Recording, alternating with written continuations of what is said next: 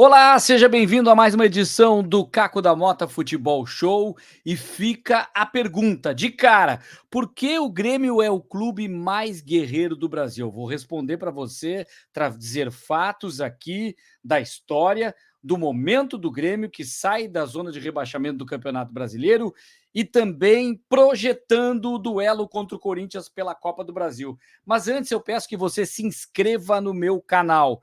Vamos começar então pelo fato da semana. O Grêmio está fora do Z4 depois de uma vitória por 1-0 contra o Vasco. Jogo importante do Grêmio, jogando em Chapecó. Um jogo com muita chuva, gramado encharcado, campo complicando a situação tanto para o Grêmio como para o Vasco. Mas importante que o resultado positivo do Grêmio, vitória por 1-0, destaque para Soteldo, autor do gol, num jogo em que era muito difícil mesmo que as duas equipes criassem alguma coisa. Até mesmo a gente viu o Felipe Coutinho, grande jogador do futebol europeu, chegando ao Vasco e praticamente não conseguindo jogar.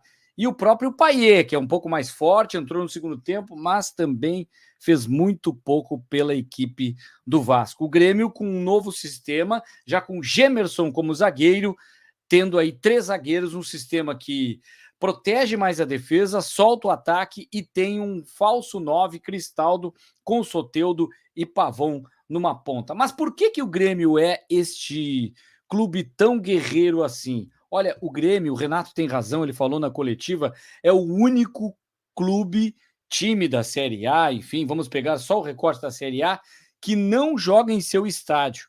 Desde as enchentes do Rio Grande do Sul, ao final de abril, início de junho, isso aí a gente vai contar aí 3 meses, um pouco mais de 3 meses, que o Grêmio não joga na arena no seu estádio, onde é muito forte, sim. O Grêmio é um time caseiro? Não. Vou falar um pouco da história também do Grêmio, não só o Grêmio agora. O Grêmio tem títulos importantes fora de casa que poucas ou talvez nenhuma equipe no futebol brasileiro tem. O Grêmio já calou o Maracanã para ganhar uma Copa do Brasil contra o Flamengo, já ganhou uma Copa do Brasil no Pacaembu contra o Corinthians, já ganhou no Morumbi um Campeonato Brasileiro, já ganhou Libertadores em Medellín. Então o Grêmio, ele não sente tanto quando joga fora de casa, mas quando tem grandes times e uma estrutura diferente de tudo isso que aconteceu na enchente. Ah, o Grêmio está uma maravilha, um time espetacular, nada disso.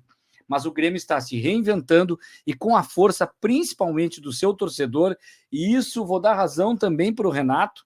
O Grêmio é muito forte quando tem o torcedor do seu lado. Em alguns jogos isso não deu certo, mas o problema agora é muito mais a questão da logística. O Grêmio só volta a jogar na Arena no dia 1º de setembro. Até lá, o Grêmio segue nessa rotina de jogar jogos fora de casa. E já são 11 jogos que deveriam ser em casa, fora de casa. E por isso há um prejuízo no resultado.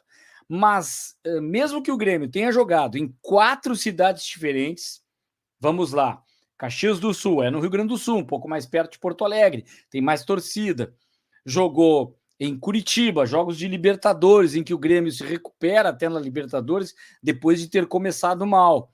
Joga também em Cariacica, um jogo que troca, de certa forma, praticamente o mando com o Botafogo. Até mesmo o Botafogo teria uma vantagem, como teve nesse jogo no Espírito Santo, ou seja, um outro estado distante que o Grêmio jogou, e ainda tem este último jogo no Índio Condá, em Santa Catarina, Chapecó, onde a torcida do Grêmio é muito grande, a do Internacional também. Os gaúchos têm muita força lá, apesar que a Chapecoense hoje é a prioridade na cidade, mas quando o Grêmio joga lá, o estádio enche, como a gente viu. A torcida, sim, faz a diferença para o Grêmio, não só nessa questão de empurrar o time, de ajudar o time quando joga fora de casa e no sul do Brasil, fazendo a diferença em Chapecó, em Curitiba e também em Caxias do Sul. Mas sem Diego Costa, o Grêmio teve que mudar o seu time. E enquanto jogou com Galdino e também com o JP Galvão, o torcedor mostrou, ou melhor, o torcedor demonstrou essa insatisfação. Não só no estádio, vaiando os jogadores, mas também em redes sociais e colocando muita pressão. A torcida do Grêmio ajudou o Grêmio a tomar a decisão, a melhor decisão nesse sentido. e os próprios jogadores não tiveram mais clima nem ambiente para jogar. Não é a melhor forma. Eu não gosto quando o jogador é super vaiado, é desvalorizado pelo torcedor. O Grêmio até poderia, o Renato também, ao não escalar e a pedir logo uma rescisão desses jogadores, vendo que não dava certo, para que eles não passassem por isso. Mas agora já é passado, o Grêmio já virou a página, sem Galdino, sem JP Galvão, e tem outras alternativas no ataque, na frente, e aí supera até mesmo erros de arbitragem. Vamos combinar. Muita gente discutindo que ainda pode ter sido pênalti do Kahneman no jogo contra o Corinthians. Para mim não foi, e não só para mim, para unanimidade, todos os comentaristas de arbitragem disseram que aquilo não era pênalti. E às vésperas de um jogo de Copa do Brasil é complicado. O Grêmio tinha que reclamar sim, e o Vasco dizendo agora, o próprio Verratti falando que o Grêmio chorou demais e aí o Vasco também foi prejudicado. Eu não vi prejuízo nenhum para o Vasco. O Grêmio tem que reclamar quando é prejudicado e pedir e exigir árbitros de maior nível nesses jogos da Copa do Brasil. Ou seja, o Grêmio, apesar de tudo isso que eu falei, por isso que ele é o clube mais guerreiro do Brasil, não só agora, como sempre foi, por tudo aquilo que eu falei da história, porque ele está vivo, mesmo depois da situação das enchentes, nas 3 competições principais. Na Libertadores, onde ele se recupera, fazendo um jogo de vitória contra o The Strongest, goleada em Curitiba, uma festa que lembrou até o Estádio Olímpico. O Grêmio até empata com o Estudiantes, não fica como primeiro do grupo, mas ele se classifica. Não sei se vai passar adiante ou vai seguir do jeito que está na Libertadores da América, porque tem um confronto com o Fluminense que agora começa a crescer também com a chegada do Mano Menezes e se reinventa, até mesmo com o Thiago Silva, uma liderança importante, mas isso é outra história.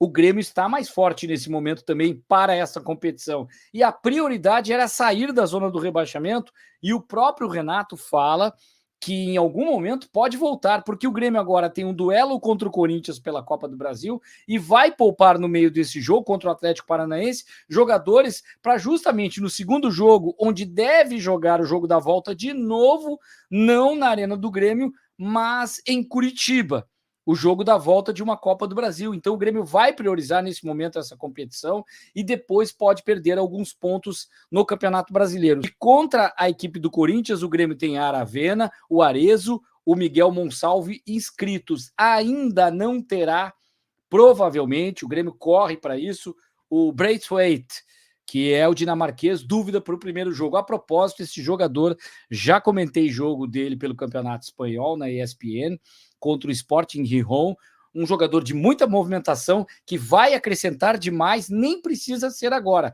Quando voltar o Diego Costa, e certamente o Grêmio não terá só o sistema de 3 zagueiros, mas poderá de novo ter 2 ponteiros, 2 jogadores de ponta, que seja Pavão e Soteldo, e aí o Diego Costa, ou até mesmo o Braithwaite jogando numa ponta, com o Soteldo e com o próprio Diego Costa, esse sim como centroavante atacante principal. Olha como o Grêmio começa a ganhar ingredientes para as próximas fases das competições, o calendário que lá no dia 1º de setembro, aí sim o Grêmio terá a arena e vai ficar ainda mais forte. Jeromel, Gustavo Martins e Carbajo estão em São Paulo e também reforçam o Grêmio. A propósito, o Grêmio tem 11 estrangeiros. A lembrar que ele tem que apenas relacionar 9 para um jogo de Copa do Brasil. Portanto, alguns, o próprio Braithwaite pode ficar de fora, mas aqueles mais importantes devem ficar. Principalmente o jogador mais importante nesse momento, que o Grêmio já pensa em comprar,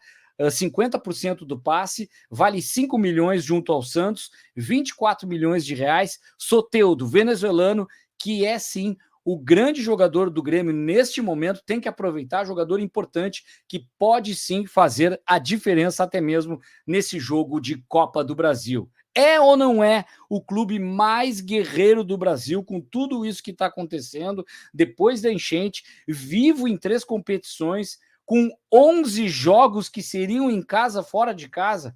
Por favor, tem muito time aí, tem muito clube que não passou por isso e não está vivo nas 3 competições. Mais um motivo para eu dar razão para o técnico Renato Portaluppi, que se reinventou, e o Grêmio sim vive um bom momento do tamanho que a gente pode imaginar que dá para melhorar sim, E eu não vejo expectativa de título algum ainda para o Grêmio.